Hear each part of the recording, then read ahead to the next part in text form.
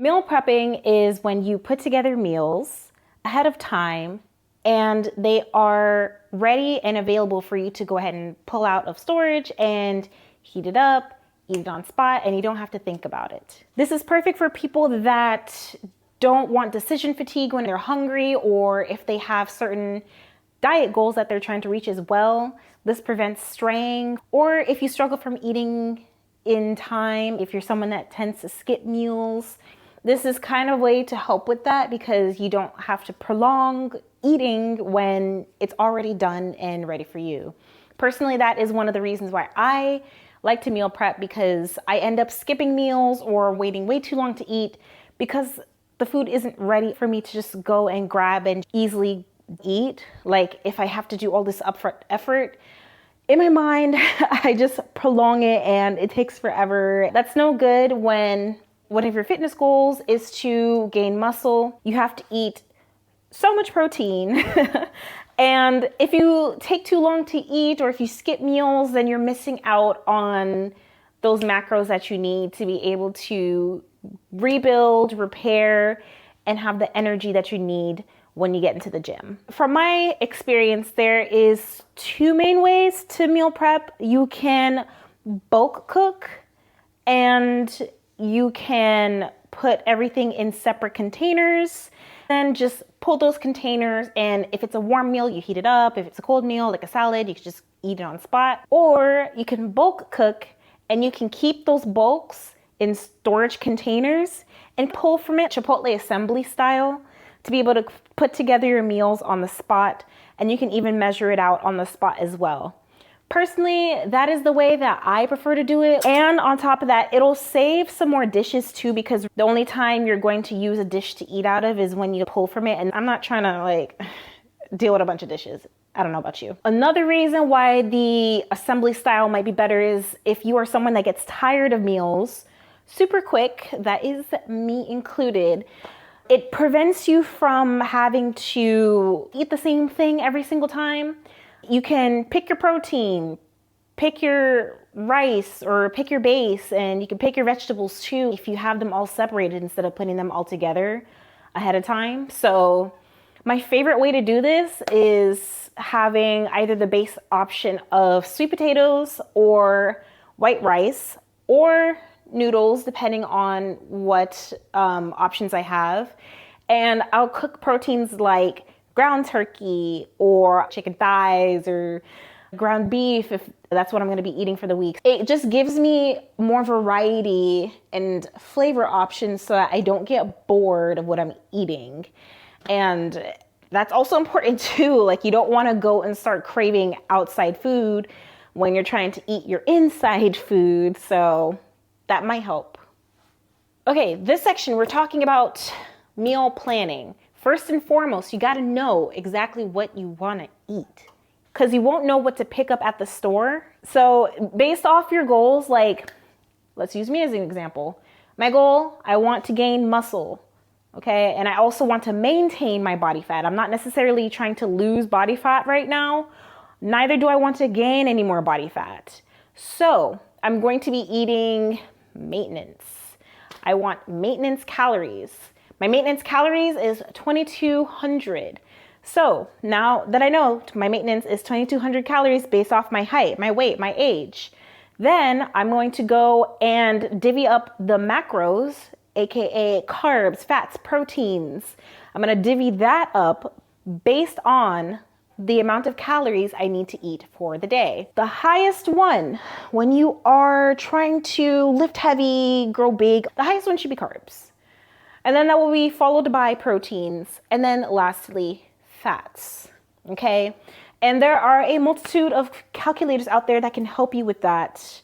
I can link one down below. And you can use this to start to plug and play different food options. Now, where it starts to get a little complex for people is all the possible number of combinations that there are out there to be able to put together the meals that you need.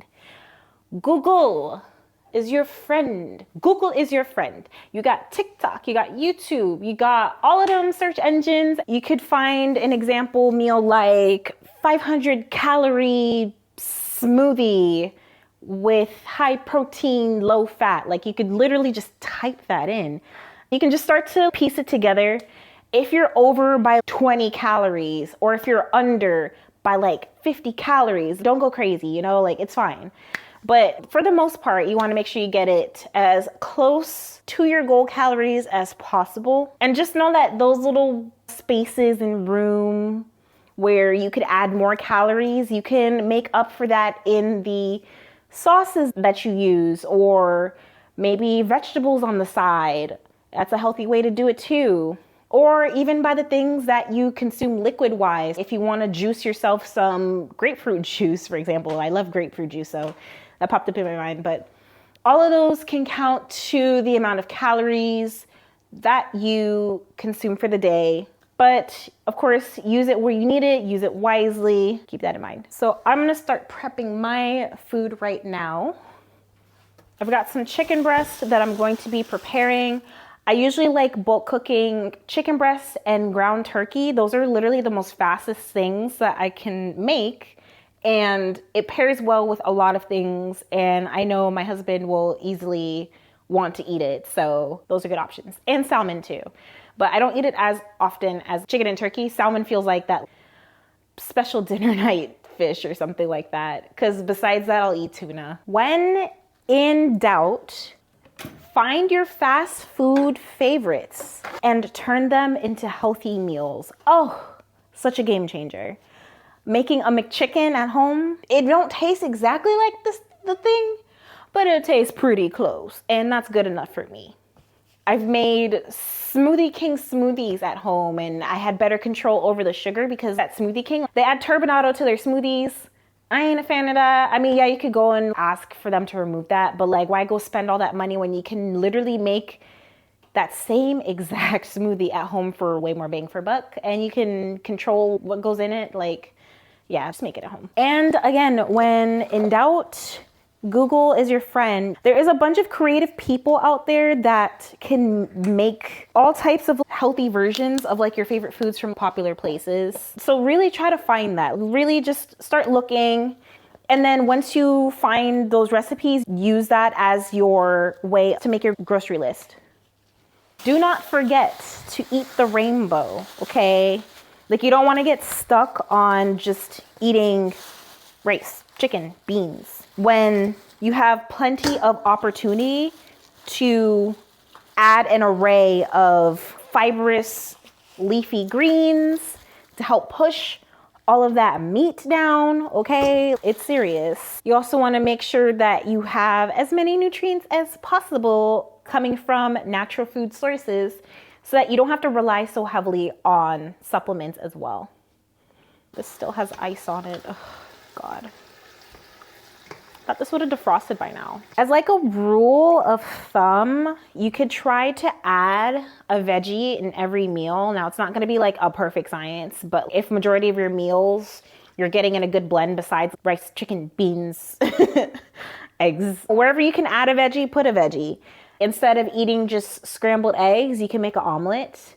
Instead of eating rice, chicken, beans, you can make it like a power bowl and start adding some veggies like tomatoes or leafy greens, or just shoot, any vegetable. That's the beauty of power bowls, really. In smoothies, you can start adding some greens as well. You could sloop it in a lot of places. Also, if you are having difficulty keeping up with eating all the meals, if you are someone that is trying to like gain but you don't eat that much, then drink your meals as well. Give them a sip. You can try smoothies and soups that are high protein. Personally, I have never been a fan of soups, but I think I'm going to try to get into more soups because it's just easier on my stomach.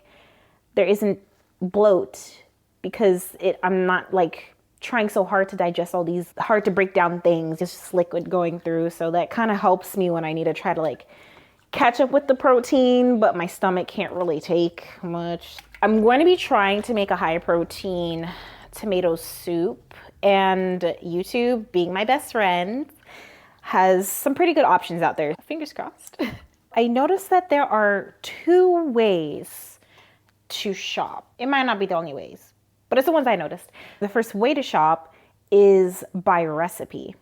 And this is a very specific, targeted way to go and make your purchases because you're picking up things that are needed and required for an ingredient. By theory, everything should be used.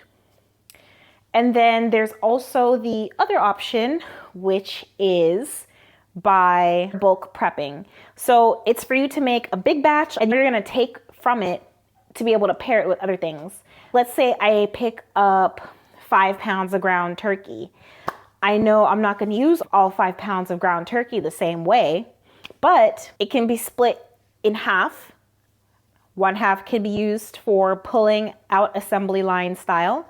The other half, I can pre-make some turkey burger patties and then store that away in the freezer. That's another way to bulk cook or bulk shop. And please, for the love of God, make a list before you go, please. You need a list before you go so that you don't go and pick up some wild things that you know you shouldn't be picking up. It keeps you targeted, it keeps it quick, and it keeps it cheaper as well. You can have a predicted list, price amount. You know there's nothing that's going to be surprising you because you anticipated this amount going in, and you can tailor the list wherever, whenever you need so that it can fit inside your budget. The way you can do your list as well, okay, so this is the third one. I lied when I said 2. You can shop by breakfast, lunch, dinner, and snack. Like I have my set amount of things, items that I pick up that I know I only use for breakfast. Like for example, honey Cheerios and the Kodiak waffles, for instance. Like I know I'm only gonna eat that for breakfast. There is literally no time after breakfast where I will feel like I want to eat that. That is a third way to go in and shop by. And if you are someone that hates going to the grocery store and you do not like the idea of walking around in there and it is tiring to you, we have technology. If you're watching this video right now, I'm gonna assume you have internet, maybe even a phone. Download the wherever store you shop at app and buy online, pick up in store. This will help create a system, first of all, and less friction. And you can go in and out and be on your way, and you can handle whatever other items that you need to handle preparing for your meals. If you need to check inside the fridge as well to see what you already have, that is a great reason why you should buy online and pick up. Because in real time, it's like you can shop in the store while you're looking in your pantry at home. Like, how cool is that? Definitely do. And this might be obvious, but I'm just gonna make sure I say it regardless. Do not pick up things that you know you're not gonna touch, okay? Just because you might think you may get around to it, if you know for a fact the past couple weeks you have been skipping it lately, just skip it. Just don't pick it up, especially if you don't like the food or if you haven't tried the food before too. Don't go and pick up this big old amount that you're gonna go and waste. Don't do that either, no. Pick up the smallest option available and then you can go ahead from there. But try to minimize the food waste and also try to minimize going to grab things that you shouldn't be grabbing as well. There's that too. There is a time and place for your snackies though, because depending on how you plan your meals, if you're hitting all your macros, making sure that you're eating the leafy greens and the rainbow of the veggies, your fruits. If you've been good 80% of the week minimum, go ahead and throw some cookies in the cart, bro. That one Friday night you want your cookie, have the. Part 3 is prepping. Now you got all your stuff from the grocery store. It's looking all good. It's great. You ready? Yeah. The work's not done yet when you get your stuff from the grocery store, right? You also got to make sure that you do a little something with it. So making sure that you clean the veggies and also making sure that you've separated the proteins that you're going to be needing for the week before you freeze them. Because once you try to do it after, You have to wait for the meat to defrost, and it's going to be this big old headache. And also, the meat will defrost faster if you have them in smaller separate sections. And hey, let me be an example too. I have these big old turkey breast pieces that I have to try to defrost right now because I was just too lazy to separate it. So if I had went in and I had just pre-sliced and pre-cut them, then they would be defrosting much quicker. Learn from my mistakes. Separate things, clean them ahead of time as much as you can so you don't have to do it later. Plus, this is really important for food storage safety. So there's also the pre-cutting and the pre-cooking that you can do ahead of time as well. So that again, you do not have to be like me and have to cut it on the spot. Will you do it every time? I don't know. Can you make a habit of doing it all the time? Hopefully. It's fine. We fine. Okay, so when it comes to actually making the meals, cooking methods that are recommended would be bake things that you don't mind would take longer as you're preparing other things. So what does that mean? You want to have some set it and forget it things, because if you're bulk cooking, there's going to be a whole lot, like a symphony of things going on, right? So if you are trying to cook something that requires a lot of your attention, you don't want to go and have to go pan fry it. For one, you're dealing with oils. While healthy fats are good and all, where you can reduce the oils would be best. Add them in when you need to add them instead of having them just baked into or fried into, I should say, your proteins or anything else you're cooking. So opt for the steaming and the baking, the grilling. I really wish I had one of those like stovetop griller pan things, like so I can put like grill lines on my chicken breast to make chicken sandwiches. That would be so dope, but so unnecessary, but so dope. So the set it and forget it stuff would be like your proteins mostly can be set it and forget it. You got like chicken, beef, and fish that can be put in the oven. And then you have your root vegetables that can be put in there too. So like your sweet potatoes, and you could put broccoli as well. You could put regular white potato, and all of that will just be in there going while you can prepare your other things. That's nice. So when it comes to food storage, it is best to use food prep containers, or you can use the bulk storage containers. Either or. It depends if you want to have your meals already put together or if you just want to pull from a big container and just pull out onto the serving dish that you're using. Personally, I have food prep containers because I want to be prepared for both scenarios. I also do not use a microwave. I prefer to use glass containers as well. So what I did, I got a bunch of food prep containers that are made out of glass that I can stick into the oven straight from the fridge or the freezer, whatever I desire. So a set of these, it was hard to find like a good, decent priced one for the amount that I wanted, but this one came in pretty decent. It has 10 containers in total, 5 of them being these sized, and then another 5 of them being this size. So this is good for complete meals, or if I just want to store food to pull from a big container, then I'll use this as well, like air quote big. And then there's also like the bigger plastic tubs that you can store your food in as well and pull from those as well. I will also link below where I got these. I got these from Amazon. I had to dig a little bit though to find this priced one, so I'll make sure I link it. So the way that I will use those glass containers, sometimes I will just have my rice inside of there, and then I'll just pull, like I mentioned earlier, my proteins, whether it's ground turkey, chicken, fish, and then I'll just start building my bowl in that thing, and boom. Some helpful tools for when you are putting food away, I should mention. Measuring cups. If you want 1 cup of rice, you don't want to guess that. You could use a scale as well, which is the other tool I recommend. These two are probably going to be the most important tools when it comes to portion control besides your container. Because for one, they're super easy, and it really depends on if you know how to use a scale and like a measuring cup, which kind of sounds like, what do you mean? Duh, you just scoop it or you just put it on. But with a scale, let's say your container is full and you want to pull from the container instead of having to put it into something to figure out that measurement, if you know what I mean. So if I want 1 gram of ketchup, I don't want to go and try to scoop it out and try to figure that out.